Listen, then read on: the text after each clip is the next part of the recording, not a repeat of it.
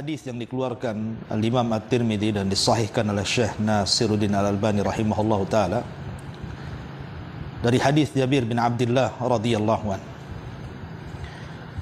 Nabi sallallahu alaihi wasallam bersabda, "Inna min ahabbikum ilayya wa aqrabikum minni majlisan yaumal qiyamati ahasinakum akhlaqa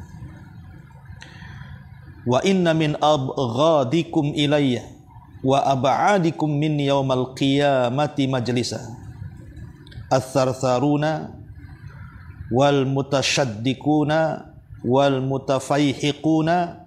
Qalu ya Rasulullah, qad alimna ats-tsartsarin wal mutasyaddiqin famal mutafayhiqun. Faqala an-nabiy sallallahu alaihi wasallam, al mutakabbir.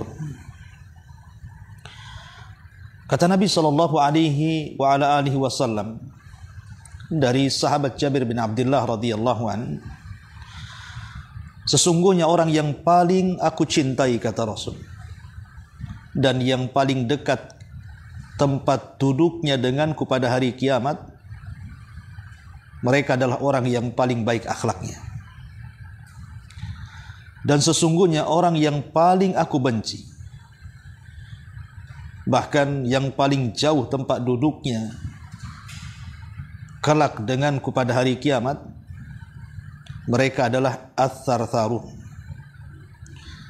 kemudian al-mutasyaddiqun, kemudian al-mutafayhiqun. Para sahabat bertanya kepada Nabi sallallahu alaihi wasallam, "Wahai Rasul, kami sudah mengetahui makna ats-tsartsarun dan juga mana al-mutasyaddiqun. Maka apa yang dimaksud dengan al-mutafayhiqun itu?" Maka Nabi sallallahu alaihi wasallam mengatakan, dialah orang-orang yang sombong dengan kata-katanya. Ma'asyiral muslimin yang dimuliakan Allah Subhanahu wa taala, hadis ini adalah hadis yang sangat menakutkan bagi kita. Bagaimana tidak Nabi sallallahu alaihi wasallam membenci tiga kelompok. Bahkan dengan terang-terangan Nabi sallallahu alaihi wasallam mengatakan, orang yang paling aku benci. Bayangkan seandainya saya katakan di hadapan Anda, saya benci kamu, pergi dari sini. Itu sudah sangat menyakitkan. Apalagi Nabi SAW sampai mengusir dan tidak mau dekat-dekat orang yang dibencinya, dan akan dijauhkan dari Nabi SAW kelak pada hari kiamat. Ma'asyiral muslimin, keselamatan kita di akhirat itu tidak lepas daripada syafaat Nabi sallallahu alaihi wasallam dan tentunya rahmat Allah Subhanahu wa taala. Bagaimana jadinya kalau seandainya Nabi sallallahu alaihi wasallam benci kepada kita, mengusir kita?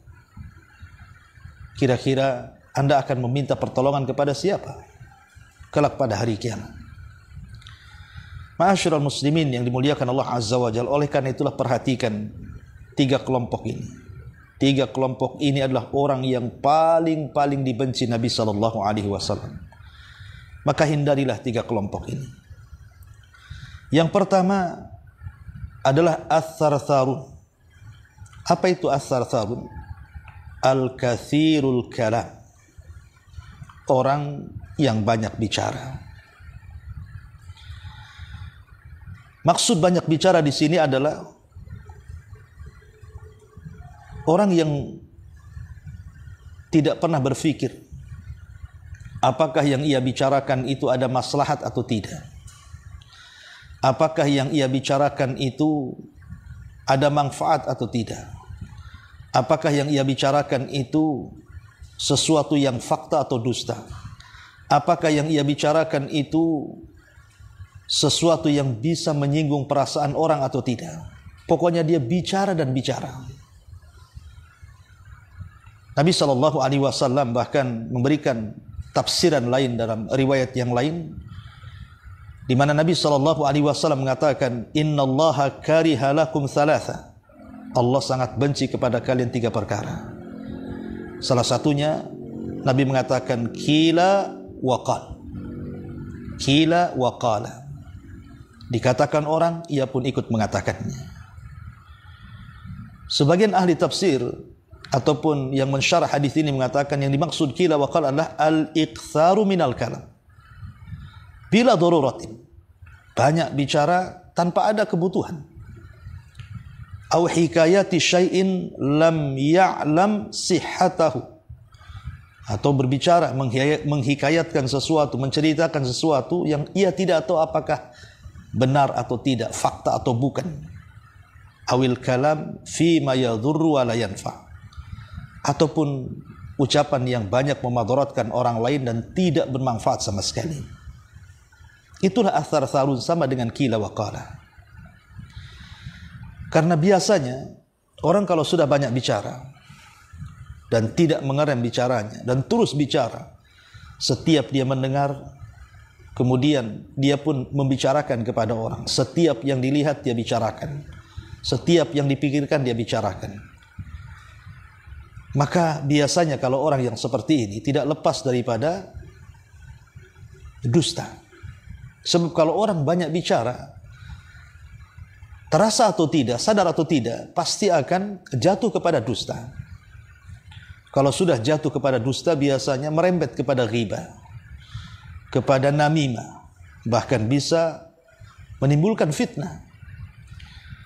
Makanya sekali lagi, janganlah seseorang itu banyak bicara, apalagi di dalamnya tidak ada zikir kepada Allah Subhanahu wa ta'ala. Kata Nabi SAW, la tuqthirul kalam bi ghairi dzikrillah. Jangan banyak bicara yang tidak ada zikir di dalamnya. Fa inna kathratal kalam bi ghairi dzikrillahi qaswatun lil qalbi, kata Rasul. Karena orang banyak bicara, enggak ada zikirnya, maka itu mengeraskan hati. Dan Rasul mengatakan wa inna ab'adan nasi minallahi al-qalbul qasi.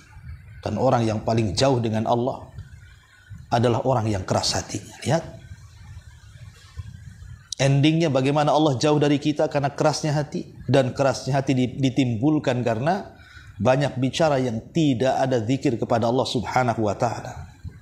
Makanya Nabi SAW selalu mengatakan kepada para sahabat, amsik alika lisanak, tahan lisan, jangan asal bicara. Berfikir dulu kalau bicara itu, apakah yang saya ucapkan itu benar atau salah? Apakah yang saya ucapkan itu berfaedah atau tidak? Apakah yang saya ucapkan fakta atau dusta?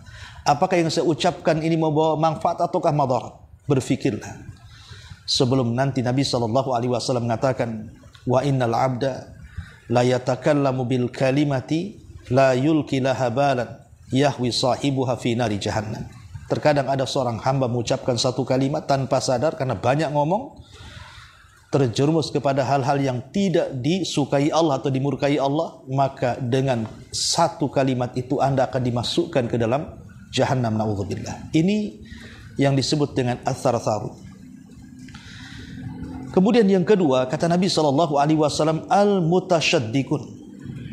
Mutasyaddiqun, ada yang mengatakan adalah al-mutawassi'una fil kalam min ghairi ikhtiyatin wa ihtirazin. Ada yang mengatakan bahwa al-mutasyaddiqun, sebagaimana disebutkan dalam kitab An-Nihayah, adalah mereka yang memperlebar pembicaraan tanpa berhati-hati. Tapi ada juga yang mengatakan mereka adalah orang-orang yang memfasih-fasihkan bicara, seolah-olah seorang alim padahal bukan alim. Dan ini bahaya. Orang-orang yang berfalsafah dalam bicaranya. Karena Nabi SAW sangat mengkhawatirkan orang-orang yang seperti dalam hadisnya. Kata Nabi SAW, inna akhwafa ma akhafu alaikum munafikun alimul lisan. Sesungguhnya yang paling aku takutkan kepada kalian munculnya para diplomasi yang bicara soal agama. Dia tidak paham agama, tapi bicara agama. Dia tidak fasih dalam berbicara agama, tapi seolah-olah dia orang yang paling fasih. Dan sekarang kita lihat di media sosial kita, betapa banyak orang-orang jahil yang mengkritik para ulama. Orang-orang yang tidak paham agama, sok tahu agama. Mereka mencela ke sana kemari para ulama. Orang-orang yang menegakkan sunnah Nabi SAW diejek, diolok-olok dan begitu seterusnya. Ini mutasyaddiqun. Ya, hati-hati. Karena semua ucapan kita akan dipertanggungjawabkan di hadapan Allah Subhanahu wa taala. Ma yalfidu min qaulin illa ladaihi raqibun atid. Ingat, ada raqib dan atid yang mencatat kita. Bahkan Nabi SAW mengatakan, Innallaha azza wa jalla yubghidul baligh binar rijal. Allah itu sangat benci kepada orang yang baligh, ahli balaghah, pandai ngomong, pandai bicara, pandai berdiplomasi. Alladzi yatakhallal bilisanihi kama yatakhallal al-baqaratu bilisaniha.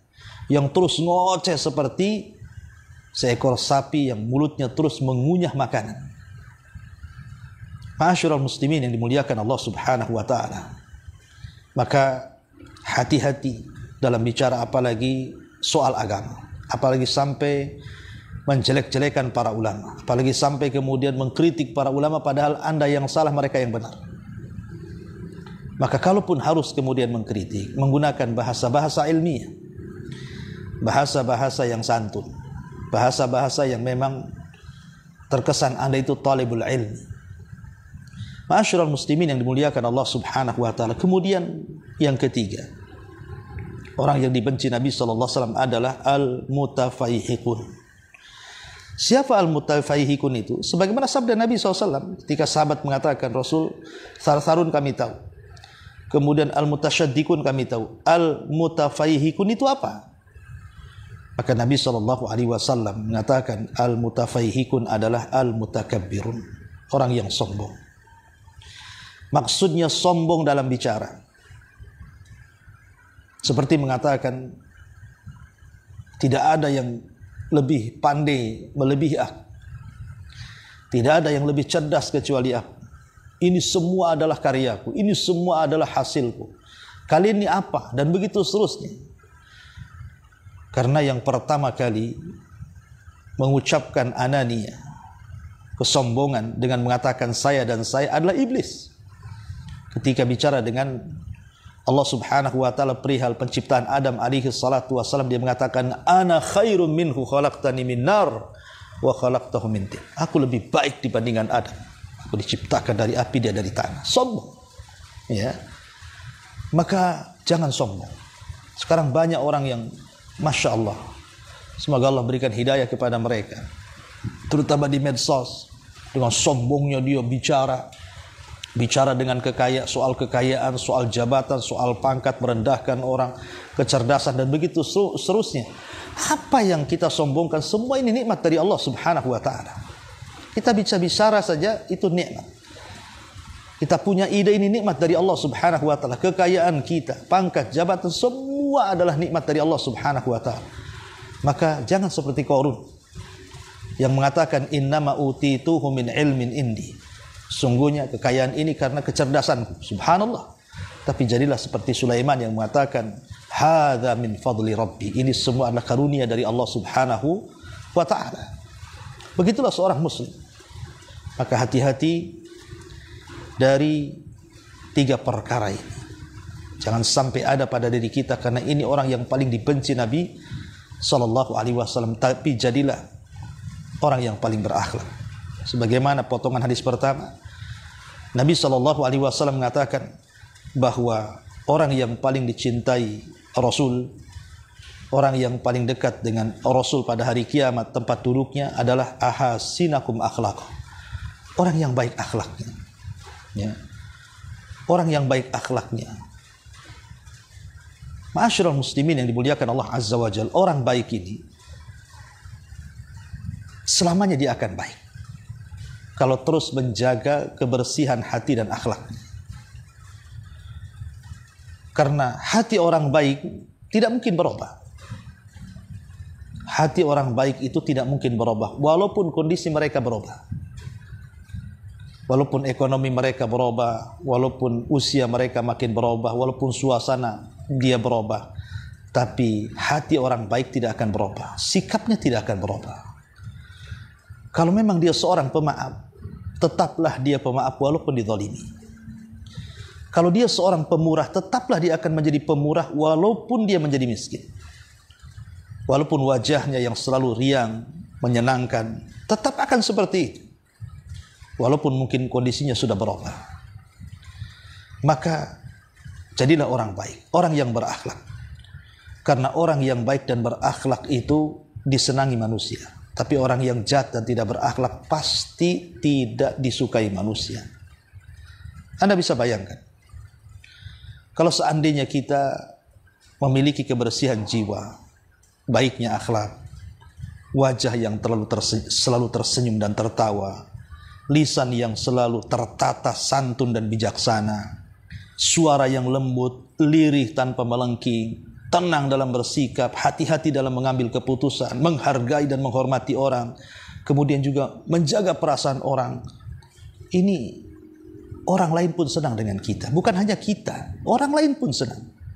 Tapi sebaliknya, kalau seandainya kemudian hati kita sudah kotor, akhlak pula jelek, ditambah muka selalu merah padam, lisan tidak pernah santun, kata-kata tidak pernah tertata asal bicara, tidak peduli dengan hati orang dan perasaan orang, sikapnya angkuh dan sombong, siapa yang mau dengan dia? Oleh karena itulah ma'asyiral muslimin yang dimuliakan Allah Azza wa Jalla, maka Nabi SAW diutus itu untuk menyempurnakan akhlak. Makanya Rasul suka dengan orang-orang yang berakhlak. Semoga kita senantiasa berdoa kepada Allah Subhanahu wa taala sebagaimana doa Abi Darda radhiyallahu an, ya Allah, sebagaimana Engkau sudah memperbaiki bentuk tubuhku, maka perbaikilah akhlakku juga. Wallahu a'lam bishawab. Mudah-mudahan ada manfaatnya. Subhanaka bihamdika asyhadu an la ilaha illa anta astaghfiruka wa atubu ilaik. Allahu taala alam. Assalamualaikum warahmatullahi wabarakatuh.